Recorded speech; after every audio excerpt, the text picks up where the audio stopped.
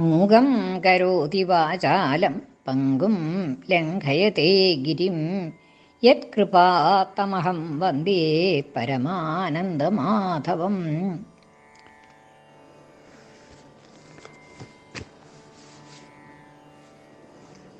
ഇന്നത് നാരായണീയം 60-ാമത്തെ ദശകത്തിൽ 10ഉം 11ഉം ശ്ലോകങ്ങളുടെ അർത്ഥം പറയാം.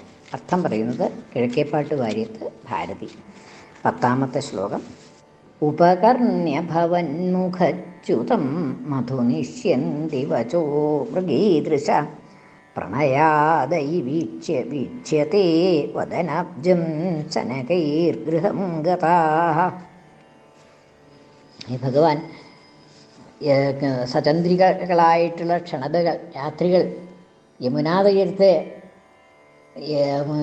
യമുനാതീരത്തിലെ ആ നിലാവ് നിറഞ്ഞതായിട്ടുള്ള രാത്രികളാണ് ഇതിന് സമാധാനം പറയേണ്ടത് എന്ന് പറഞ്ഞു. ആ സമാധാനം പറയും എന്നുള്ളതായിട്ടുള്ള, അതായത് അവിടെ വെച്ച് നമുക്ക് കാണാം എന്നുള്ള ഒരു ഉറപ്പോടുകൂടി ഭഗവാൻ പറഞ്ഞു കഴിഞ്ഞപ്പോൾ ആ ഗോപസ്ത്രീകൾക്ക് അനുരാഗം കൊണ്ട് വിവശരായിട്ടുള്ളതായിട്ടുള്ള ഗോപസ്ത്രീകൾക്കുണ്ടായതായിട്ടുള്ള സന്തോഷാധിക്യത്തിനെയാണ് ഇനി പറയണത്.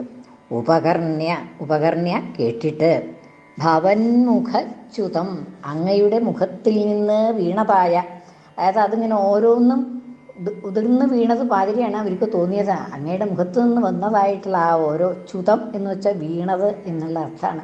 അങ്ങയുടെ മുഖത്തു നിന്ന് വീണതായിട്ടുള്ള ആ ഓരോ വാക്കും കേട്ട് കഴിഞ്ഞിട്ട്, ഉപകർണ്യ ഭവന്മുഖച്യുതം അങ്ങയുടെ വായിൽ നിന്ന് വീണതായിട്ടുള്ള ആ ഓരോ വാക്കും, അങ്ങ് പറഞ്ഞതായിട്ടുള്ള ആ ഓരോ വാക്കും കേട്ടിട്ട്, മധുനിഷ്യന്തി വചഃ, എങ്ങനെയുള്ളതായിരുന്നു ആ വാക്ക്? മധുനിഷ്യന്തി വചഃ, വചഃ വാക്ക്, എങ്ങനെയുള്ള വാക്ക്? മധുനിഷ്യന്തി, മധു തേനൊഴുകുന്നത് പോലെയുള്ളതായിട്ടുള്ള വാക്ക്. അത്ര മധുരമായിട്ടാണ് അവർക്ക് തോന്നിയത് എന്നാണ് ഗോപസ്ത്രീകൾക്ക്. ആ അമൃത കഴിക്കുമ്പോഴുണ്ടാവുന്നതായിട്ടുള്ള ഒരു സുഖം, ആ സുഖമാണ് ഗോപസ്ത്രീകൾ അവിടെ അനുഭവിച്ചത് എന്നാണ്. പരമാനന്ദം തന്നെ മധു എന്ന് പറഞ്ഞിട്ടുണ്ടെങ്കിൽ അമൃതാണ്, അമൃത തേന് എന്നൊക്കെ അർത്ഥമുണ്ട് മധു എന്നുള്ളതിന്. അപ്പോൾ ആ അമൃതരസം തുളുമ്പുന്നതായിട്ടുള്ള ഭഗവാന്റെ വാക്കുകൾ, അതായത് അവർ ഭഗവാനോട് ഐക്യം പ്രാപിച്ചു കഴിഞ്ഞു മാനസികമായിട്ട് എന്നുള്ളതാണ് അവിടെ.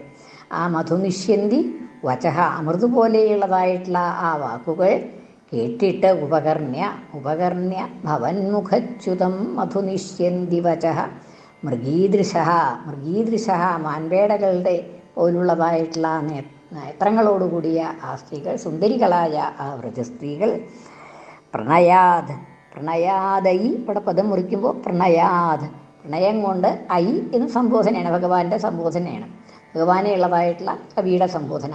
പ്രണയാദ് ഐ വീക്ഷ്യ തേ വദനാബ്ജം, പ്രണയം കൊണ്ട്, അനുരാഗം കൊണ്ട്, വീക്ഷ്യ തേ മുഖം, വീണ്ടും വീണ്ടും നോക്കിക്കൊണ്ട്, അതായത് അങ്ങനെ അവർ മടങ്ങിപ്പോയി എന്നുള്ളത് തന്നെയാണ്. അപ്പോൾ ആ മടങ്ങിപ്പോകുന്നതായിട്ടുള്ള അവസരത്തിൽ വീണ്ടും വീണ്ടും ഭഗവാനെ തന്നെ നോക്കിക്കൊണ്ട്, അതായത് എത്ര കണ്ടിട്ടും മതിയാവണില്ല, പിന്നെയും പിന്നെയും ഭഗവാനെ തന്നെ.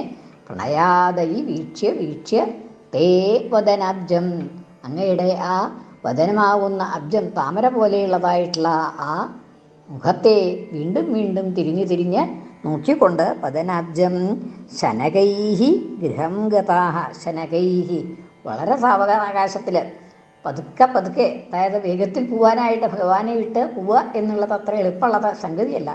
വളരെ പതുക്കെ, ശനകൈഹി, വളരെ സാവകാശമായിട്ട്, ഗൃഹം ഗതാഃ, ഗൃഹത്തിലേക്ക്, അവരവരുടെ ഗൃഹത്തിലേക്ക് അവർ മടങ്ങിപ്പോയി എന്നാണ്. അതായത് ഈ ഭഗവാനായിട്ട് വീണ്ടും വീണ്ടും കണ്ടുമുട്ടാനുള്ളതായിട്ടുള്ള സാധ്യതയുണ്ട് എന്നുള്ളതായിട്ടുള്ള ഉറപ്പോട് കൂടിയിട്ട് അവർ വീണ്ടും വീണ്ടും ഭഗവാന്റെ മുഖത്തേക്ക് തിരിഞ്ഞു നോക്കിക്കൊണ്ട് ഗൃഹത്തിലേക്ക് പോയി, സ്വഗൃഹങ്ങളിലേക്ക് പോയി എന്ന് ആ ശ്ലോകത്തിൻ്റെ അർത്ഥം.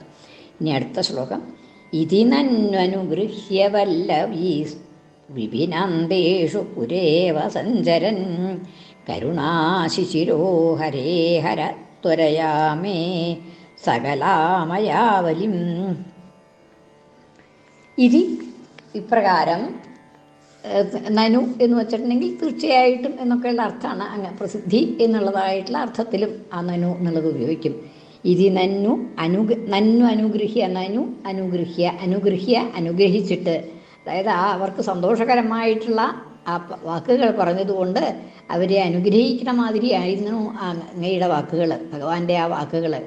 ഇതി അനുഗ്രഹിച്ചിട്ട് വല്ലവീഹി ആരെ, ആ വല്ലഭസ്ത്രീകളെ, ഗോപസ്ത്രീകളെ ഇപ്രകാരം അനുഗ്രഹിച്ചിട്ട് വിപിനാന്തേഷു പുരേവ സഞ്ചരൻ, പുരാ ഇവ, പുരേവ പദം മുറിക്കുമ്പോൾ പുരാ ഇവ, അതിനു മുമ്പിലത്തെ പോലെ പണ്ടത്തെ പോലെ തന്നെ വിപിനാന്തേഷു സഞ്ചരൻ, വിപിനത്തിൻ്റെ കാടിൻ്റെ ഉള്ളിൽ, കാട്ടിനുള്ളിൽ വിപിനാന്തേഷു, വിപിനത്തിൻ്റെ കാടിൻ്റെ ഉള്ളിലെല്ലാം പുരാ ഇവ സഞ്ചരൻ, മുമ്പത്തെ പോലെ തന്നെ അങ്ങ് സഞ്ചരിച്ചു. അതായത് ആ ഗോപസ്ത്രീകളെയൊക്കെ അനുഗ്രഹിച്ചതിന് ശേഷം വീണ്ടും കൂട്ടുകാരോടൊപ്പം ആ കാടിനുള്ളിൽ അങ്ങ് സഞ്ചരിച്ചു എന്നാണ്. പുരേവ സഞ്ചരൻ, മുമ്പത്തെ പോലെ ആ കാട്ടിനുള്ളിൽ സഞ്ചരിക്കുന്നതായ അല്ലയോ ഭഗവൻ.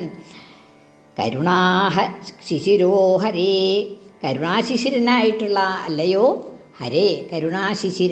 കരുണാശിശിരനായിട്ടുള്ള, കരുണ കൊണ്ട് ശൈത്യത്തെ നൽകുന്ന, തണുപ്പ് കുളിർമ നൽകുന്നതായിട്ട്, കരുണ കൊണ്ട് കുളിർമയെ നൽകുന്നതായിട്ടുള്ള അല്ലയോ ഹരേ, അല്ലയോ ഭഗവാനെ, എല്ലാ ദുഃഖങ്ങളെയും ഹരിക്കുന്നതായിട്ടുള്ള ഭഗവാനെ.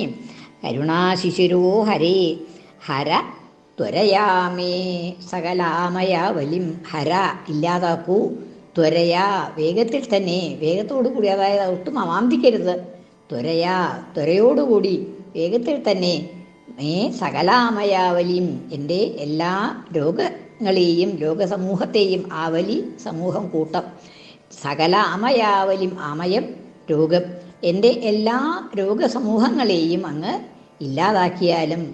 ത്വരയാ മേ സകലാമയാവലിയും, സകലങ്ങളായിട്ടുള്ള പരിപൂർണമായ എല്ലാ ആമയങ്ങളുടെയും രോഗങ്ങളുടെയും ആവലിയെ, കൂട്ടത്തെ, ഹര വേഗത്തിൽ തന്നെ ഹരിച്ചാലും ത്വരയാ ഹര എന്ന് കവി ഭഗവാനോട് അഭ്യർത്ഥിക്കുകയാണ്. ഇതി നന്നു അനുഗൃഹ്യ വല്ലഭീഹി, ഇപ്രകാരം ആ വല്ലഭിമാരെ, ഗോപസ്ത്രീകളെയൊക്കെ അങ്ങ് അനുഗ്രഹിച്ചില്ലേ. കരുണാശിശിരനാണ് അങ്ങ്, കരുണാശിശിരനായിട്ടുള്ള അങ്ങ്, ഏറ്റവും കാരുണ്യശാലിയായിട്ടുള്ള അങ്ങ്, കാരുണ്യത്തോടു കൂടി ആ കുളിർമയെ നൽകുന്നതായ ഹൃദയത്തിനും കുളിർമയെ, എല്ലാവരുടെ ഹൃദയത്തിനും കുളിർമയെ നൽകുന്നതായ അല്ലയോ ഭഗവൻ. കരുണാശിശിര ഹരേ, അപ്രകാരമുള്ളതായിട്ടുള്ള അല്ലയോ ഹരേ, ഹരിക്കുന്നവൻ, ദുഃഖങ്ങളെയെല്ലാം ഹരിക്കുന്നവൻ എന്നർത്ഥം. ഹര ഹരിക്കൂ, ഇല്ലാതാക്കൂ, ത്വരയാ വേഗത്തിൽ തന്നെ എൻ്റെ എല്ലാ ആമയങ്ങളെയും ഇല്ലാതാക്കൂ എന്നുള്ളതായിട്ടുള്ള പ്രാർത്ഥന. ഒന്നും കൂടിയും ശ്ലോകം 2 ചൊല്ലാം. ഉപകർണ്യഭവന്മുഖച്യുതം മധുനിഷ്യന്തി വചോ മൃഗീദൃശ, പ്രണയാദൈ വീക്ഷ്യതേ വദനബ്ജം ശനകൈർഗൃഹം ഗതാ. കൃഷ്ണാർപ്പണം. മലയാള പരിഭാഷ. തവ കർണരസായനോപമം വചനം കേട്ടു മൃഗാക്ഷിമാരഹോ, വദനം തവ നോക്കി നോക്കി നൽപ്രണയത്തോടെ പതുക്കെ പോയി ഗൃഹം.